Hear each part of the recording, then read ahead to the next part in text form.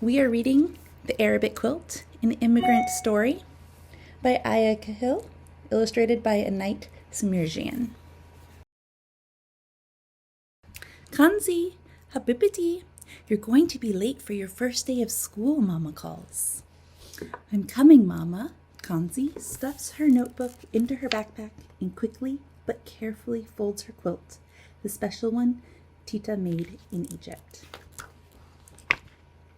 Breakfast is delicious. Egyptian fava beans, homemade French toast, and watermelon with feta cheese and mint. Zachariah has watermelon juice dripping down his chin. He looks happy. I packed your favorite lunch for you, a kofta sandwich, Baba exclaims. Shukran, Baba, Kanzi says. But secretly, she wishes her Baba would pack her a peanut butter and jelly sandwich instead. Her family has just moved to this town, and she doesn't know anyone. She doesn't want to be different. In the car, Mama sings along with the songs on the Arabic radio channel. When they pull up to the school, Kanzi turns down the radio volume. Mama gives her a confused look. Good luck today, Mama says. Babek. I love you too, Kanzi responds. In class, Miss Hogan asks all the students to share 3 facts about themselves. When it is Kanzi's turn, she says bravely, I am Egyptian American. I love to swim. I love to write poetry. Then she sits, looking down at her desk.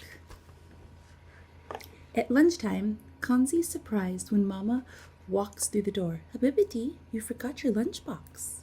Habibiti? Like the Hobbit? Isn't your name Kanzi? Molly snickers. Her classmates laugh with her as they walk to the cafeteria. Miss Hogan sees tears rolling down Kanzi's cheeks. What's wrong? She asks. Molly made fun of what my mama said, Kanzi replies. Oh, Kanzi, being bilingual is beautiful, says Miss Hogan. Don't let anyone make you feel ashamed. You are special. That night, as Mama put leftover sherbet ads in Kanzi's lunchbox, Kanzi gently pats Mama's back. Can you please pack me a turkey sandwich instead? Before bed, Kanzi writes a poem as she hugs her quilt, which smells like Tita's home. The next day, Molly says, Miss Hogan said I hurt your feelings. I'm sorry I laughed at your mom's language. It sounded funny. It may sound funny to you, but that is only because you don't speak Arabic, Kanzi says. She feels a lump forming in her throat. My parents say that learning different languages makes a person smarter and kinder, she blurts out. Okay, whatever, Molly says, skipping away. Miss Hogan calls Kanzi to her desk after lunch. I found this notebook on the floor, and it was open to a lovely poem, she says. I was describing my Tita's quilt, Kanzi says. When I visited her in Egypt, she gave it to me. My Tita only speaks Arabic. Miss Hogan smiles. That is special. I would love to see your quilt. Can I bring it to school? Kanzi asks. Sure. Bring it tomorrow, Miss Hogan says. The next day, Kanzi unfolds her quilt in front of the class. Her heart is pounding. This is my quilt that my Tita in Egypt made, she says. That's cool. I want to make a quilt like that, Deshawn says. Maybe we can all make one for our classroom, Claire shouts. Miss Hogan nods and smiles.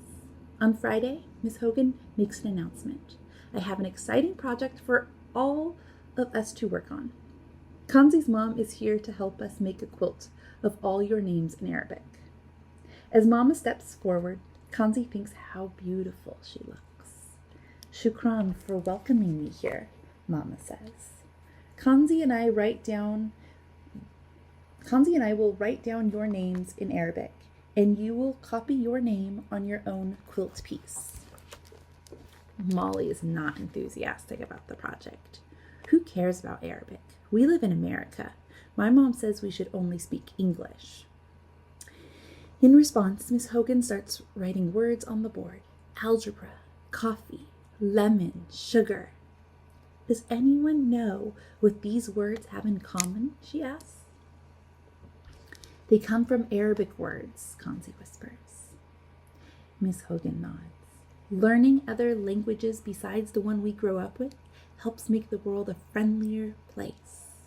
We can speak non-English languages and still be American.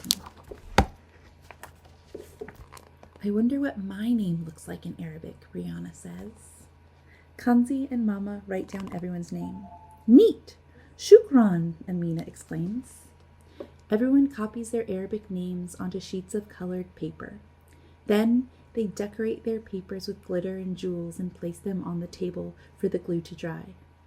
On Monday morning, you will see a beautiful class quilt hanging in the hall, Miss Hogan tells them. Kanzi is nervous when the bell rings on Monday morning and the kids file into school. What if the quilt didn't turn out nicely?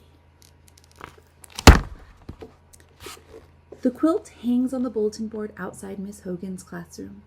The colorful papers with their Arabic names have been cut into different shapes and sizes, and all the pieces are stapled together. Kanzi stands in awe, reading names in Arabic: Claire, Leah, Molly, Ivy, Jack, Lucas, Brianna, Cheng, Deshawn, Sam, Angela, Lily, Amina. Teachers and older students stop to look at the names, trying to figure out whose name is whose. Wow, look at those beautiful letters. They're like drawings, they say. That was a really cool project, Kanzi. Shukran, Kanzi's classmates tell her. I'm sorry I made fun of you, says Molly. I didn't realize how important a different language is. Can you write my mom's name in Arabic? I want to give it to her as a gift. Okay, Kanzi says. Do you want to go swimming soon? I'd love to. Kanzi nods as Molly hugs her. Leaving class a week later, Kanzi stops to look at the Arabic quilt one last time. Right across from it, she's surprised to see another collage of names in a language she doesn't recognize. Those are my classmates' names in Japanese, Kara says. Our teacher was inspired by your classroom's idea, and she asked me to help write everyone's name in Japanese. Aren't languages a beautiful thing? They can truly unite us. Kanzi smiles in agreement. In her room that night, Kanzi holds Tita's quilt tightly as she writes a poem for her parents. Shukran, Mama and Baba, for always encouraging me to be proud of speaking a different language and speaking it loud. Languages can unite us together like a quilt. So I will always speak my languages without guilt. I will never be ashamed to speak in this language that is so unique. Babak, Mama. Babak, Baba. The end. Thanks for reading along.